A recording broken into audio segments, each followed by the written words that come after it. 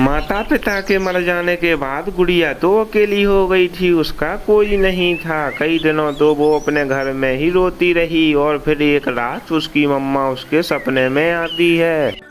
गुड़िया मेरी जान, आपकी मामा तो इतनी कमजोर ना थी। हालात का मुकाबला करो मेरी बेटी। अगर ऐसे ही रोती रहोगी तो हमारी आत्मा को भी शांति नहीं मिलेगी। मेरी बेटी, मैंने आपको सब सिखा रखा है। अपने घर से बाहर निकलो और अपने जीवन की शुरुआत करो। मम्मा और पापा सारी जिंदगी साथ थोड़ा रहते हैं, सबने ये जंगल छोड़कर चले जाना है। आपकी तो अभी सारी जिंदगी पड़ी है। अगर ऐसे छुपकर घर में बैठ जाओगी तो ये जालिम समाज आपको जीते जी मार देगा। गुड़िया की आंख खुल जाती है और वो जाग जाती है।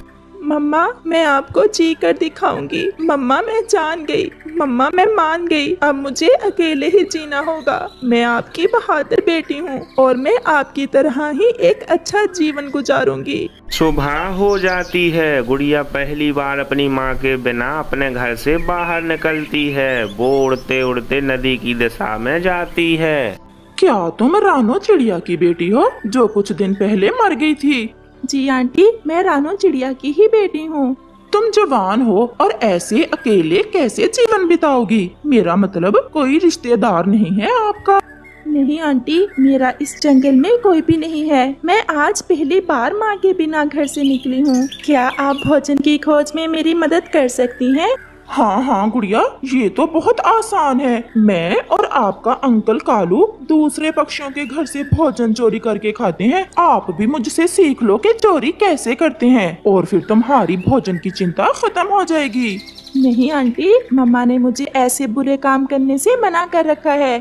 तो फिर पेट कैसे भरोगी? पेट की आग बुझाने के लिए सब करना पड़ता है। ये देखो, ये अमरूद बहुत मीठा है। अभी अभी मैं तोते का चुरा कर लाई हूँ। थोड़ा सा खा कर देखो, फिर पता चलेगा तुम्हें कि चोरी करने में कितना मजा है। परंतु गुड़िया कुछ कहे बिना वहाँ से चली जाती है। अपनी माँ की तरह बड़ी ईमानदार लगती है। ये गुड़िया तो भूखी मरेगी, इसे कहाँ से भोजन मिलेगा? गुड़िया दूर जाकर पहाड़ों पर बैठ जाती है। वो सुबह से उड़ रही थी परंतु उसे अभी तक कुछ भी खाने को ना मिला था। फिर वहाँ कबूतर भी आ जाता है। गुड़िया, आप यहाँ क्यों बैठी हुई हो?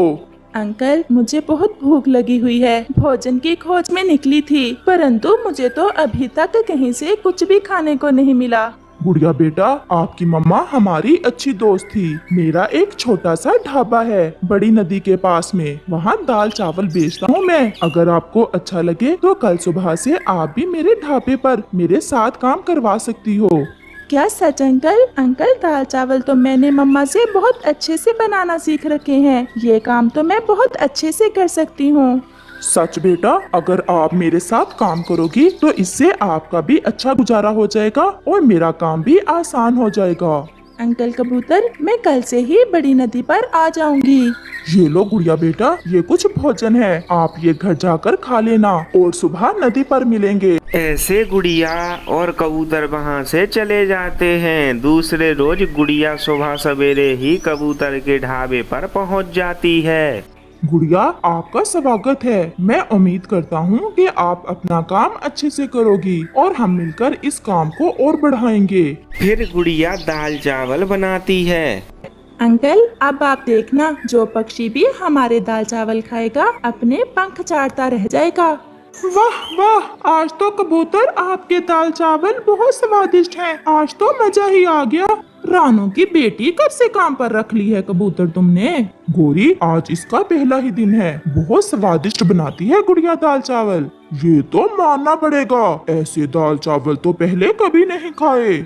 ऐसे ही कुछ दिनों में कबूतर का ढाबा तो बहुत ज्यादा चलने लगता है। पंछी तो लाइन बनाकर दाल चावल लेने के लिए आने लगे। फिर एक दिन कबूतर चिड़िया से कहता है, गुड़िया, मुझे कुछ काम है, मैं जा रहा हूँ और आप शाम को ढाबा बंद करके घर चली जाना। अंकल आप जाएं, मैं शाम तक काम करूंगी, मैं सब कर लूंगी। कबूतर वहाँ से चला जाता है। गौरी और कालू भी वहाँ आ जाते हैं। गुड़िया आज अकेले ही काम कर रही हो, ये लो पैसे और हमें एक प्लेट दाल चावल दो। और हाँ, दाल थोड़ा ज्यादा डाल देना, 3 दिन बाद खा रहे हैं हम दाल चावल। सूखा दाना खा खा कर मेरा तो पेट खराब हो गया। ये ले आंटी, मैंने दाल ज्यादा डाल दी है। देखा आंटी, चोरियां करने से ये काम तो अच्छा है ना। आपने मुझे गलत राह दिखाने की कोशिश की और कबूतर अंकल ने कैसे मेरी मदद की और मुझे अच्छा काम करने को मिल गया। वो पक्षी कहीं दूर से आया था और उसे दूसरे जंगल जाना था। वो अपना बैग रखता है और गुड़िया से कहता है, मुझे बहुत जोरों की भूख लगी है। दूर से सुगंध आई और मैं इस दिशा में खिंचा चला आया।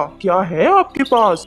हम बहुत स्वादिष्ट दाल चावल बनाते हैं। 1 प्लेट लगाऊं या हाफ? 1 प्लेट फुल वाली। गुड़िया उस पक्षी को 1 प्लेट दाल चावल देती है। कालू जी, ये तो कोई बहुत अमीर पक्षी दिख रहा है। हाँ, और इसका बैग तो देखो कितना सुंदर है। आपके पंखों के दाल चावल तो बहुत स्वादिष्ट थे। हम बहुत मेहनत से बनाते हैं, स्वादिष्ट तो होंगे ही। फिर वो पक्षी कुछ पैसे देकर वहाँ से चला जाता है। वो अपना बैग वहीं भूल जाता है। कुछ देर बाद गुड़िया का ध्यान उस बैग पर जाता है। अरे, वो पक्षी अपना बैग तो यहीं भूल गया। लाओ गुड़िया, ये बैग हम ले जाते हैं। अगर वो पक्षी लौट कर आया तो हम दे देंगे उसे। नहीं आंटी, इसे मैं अपने पास ही रख लेती हूँ। जरा देखे तो इसमें है क्या? ऐसा कहते हुए कालू उस बैग को खोल देता है। वो बैग तो नोटों से भरा हुआ था। उसमें गहने भी थे और बहुत कुछ। हाय, मैं मर गई। इतना कीमती बैग। गुड़िया मेरी बच्ची, ऐसे मौके बार बार पंख नहीं लगते। हम ये सारा माल आधा आधा कर लेते हैं। हम किसी को भी इस बैग के बारे में नहीं बताएंगे। आप यहाँ से जा सकते हैं। मैं ऐसा नहीं करूँगी। ये जिसका है उसी का रहेगा। आप अपनी नीयत खराब ना करें। फिर गौरी और कालू गुस्से में वहाँ से चले जाते हैं। गुड़िया वो बैग साथ लेकर अपने घर चली जाती है। घर जाकर वो बहुत डरी हुई थी कि कहीं गौरी और कालू वो बैग चोरी ना करने उसके घर आ जाएं। फिर उसके दिमाग में एक उपाय आता है। गुड़िया उस बैग से सब रुपए और जेवरात निकाल कर एक दूसरे बैग में डाल देती है और उसमें सूखे तिनके डालकर रख देती है और वो सो जाती है। दूसरी तरफ गौरी और कालू को तो नींद नहीं आ रही थी। उन्हें तो बैग चाहिए था। कालू जी चलो, गुड़िया सो गई होगी, हम चुरा लें वो बैग।